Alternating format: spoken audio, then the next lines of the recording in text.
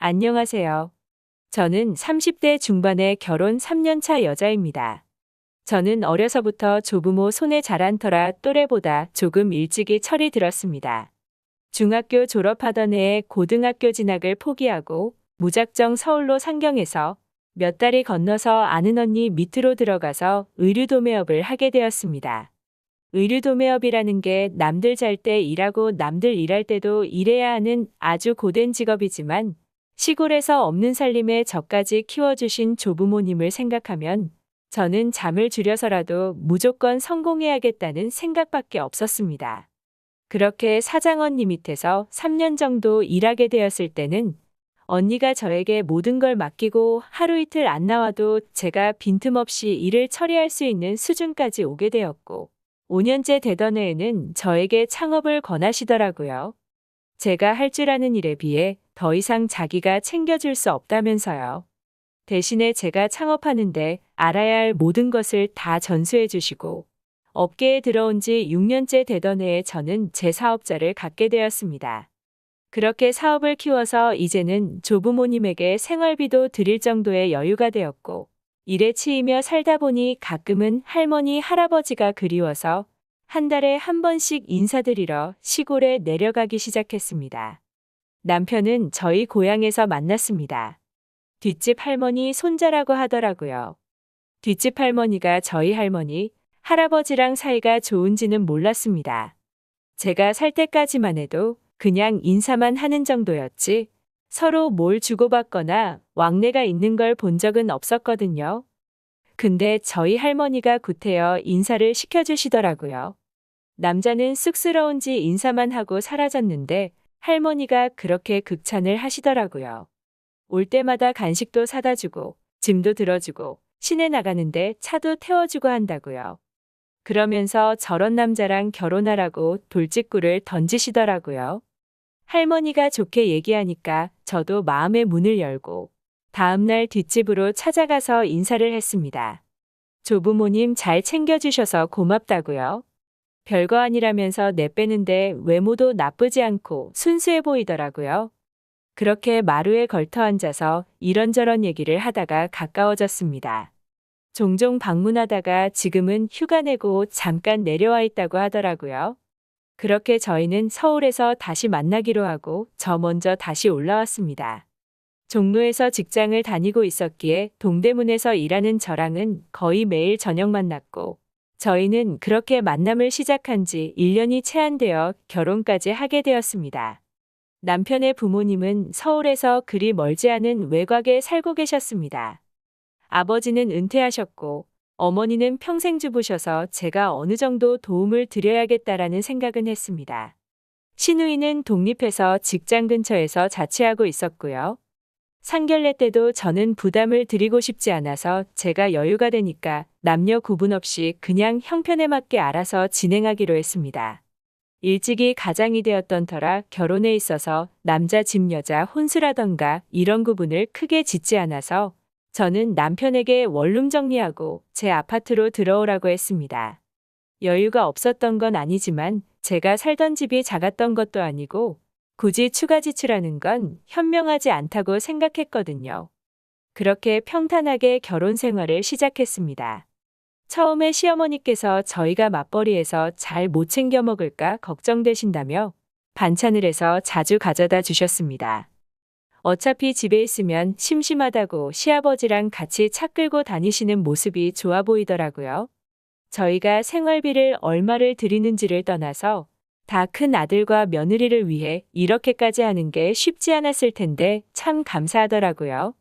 처음에는 그렇게 저희를 위한 건 줄 알았는데 그게 남편의 큰 그림이었던 거죠. 처음에는 저희 없을 때만 반찬을 가져다 주시기 시작했는데 어느 순간부터는 시간이 점점 늦어지더라고요. 제가 일찍 출근하고 일찍 퇴근하는 거 아실 텐데도 저보고 가려고 하시는 건지 한 번은 제가 퇴근하고 집에 왔는데 시부모님께서 저희 집 거실에서 TV를 보고 계시더라고요.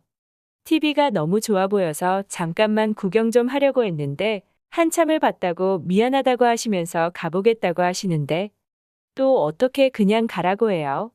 좀 있으면 남편 오니까 같이 저녁 먹자고 말이라도 해야죠. 그렇게 한 번, 두 번 같이 저녁 먹기 시작하니까 일부러 저녁 시간에 맞춰서 오시기도 하고, 근데 그러면서 같이 저녁 먹으니까 너무 좋다고. 아들, 딸 다 나가 살아서 집이 너무 적적했는데 같이 먹으니까 좋다고 하시는데 제가 어떻게 불편한 기색을 내비출 수 있겠어요? 근데 여기서 저녁 먹고 일어나시면 괜찮은데 남편이 차 한 잔 더 하고 가라고 하더라고요. 시부모님은 거절도 안 하시고 바로 거실에 자리 잡으시는데 그렇게 9시가 넘어서야 일어나시더라고요. 근데 거기서 남편이 늦었는데 자고 가라고 하더라고요. 아니, 어떻게 제 의사는 전혀 물어보지도 않고 저러나 싶었습니다. 시부모님은 그제서야 제 눈치를 보면서 며느리 불편해서 안 된다며 집에 가시겠다고 하는데 제가 어떻게, 네, 조심히 가세요. 할 수도 없잖아요. 그래서 남는 방에 욕 깔아드렸습니다. 그래도 남편이 안방 내어드리자는 얘기는 안 하더라고요. 침대에 누워서 조용히 남편에게 얘기했습니다. 나도 피곤한 날이 있으니까 앞으로는 충동적으로 자고 가라고 이런 얘기 안 했으면 좋겠다고요. 남편은 웃으면서 미안하다고는 하는데 속으로는 한 번 했는데 두 번은 안 할까 이런 생각도 들더라고요. 다행히 그 이후에 갑자기 자고 가시는 일은 없었지만 저녁은 같이 먹자며 예전처럼 자주 오시더라고요. 많이 오실 때는 일주일에 3번도 오세요. 근데 어느 순간부터인가 자연스럽게 저 혼자서 식사 준비를 하고 있는 모습을 발견했습니다. 지속되면 안 될 텐데 하는 생각이 들어서 조만간 술을 써야겠다고 마음을 먹었습니다. 어떻게 말씀을 드려야 하나 고민하면서 그날도 어김없이 시부모님이 오셔서 저녁 준비하고 있는데 남편이 예고도 없이 훅 들어오더라고요. 이럴 거면 집도 큰데 같이 살면 참 좋겠다고요. 시부모님은 깔깔 웃으시면서 그러면 좋겠다고 하시는데 저 혼자 어색하게 미소 짓고 있었습니다. 식탁에 앉아서도 그 얘기가 자꾸 나오고 시모는 절 떠보기라도 하듯 며느리 불편해서 안 될 거라고 하시면서 깔깔 웃으시는데 진짜 그날은 밥이 콧구멍으로 들어갔는지 귓구멍으로 들어갔는지 모르겠습니다. 그렇게 시부모님 떠나시고 남편에게 얘기했습니다. 자꾸 왜 불편한 상황만 드냐고요? 그랬더니 어차피 저희 할머니 돌아가시면 저 챙겨주실 분들이 시부모밖에 없는데 미리 모시고 사는 것도 나쁘지 않을 것 같다고 하더라고요. 어이가 없어가지고 제가 따졌습니다. 누가 누굴 챙기냐고. 그리고 재수없게 할머니 돌아가신다는 얘기를 왜 하냐고요. 그랬더니 자기가 뭐 틀린 말 했냐면서 저보고 어차피 맨날 자기 엄마가 음식 다 해주는데 뭐가 불편해서 까탈 부리냐고 하더라고요. 그래서 너는 퇴근하자마자 와서 밥 처먹으니까 모르지 내가 일찍 와서 준비하면 시어머니 시아버지는 앉아서 TV만 보신다고 하니까 아무 말 안 하더라고요. 근데 며칠 후에 주말에 남편과 저를 집으로 부르시더라고요. 그래서 가보니 오랜만에 시누이도 있더라고요.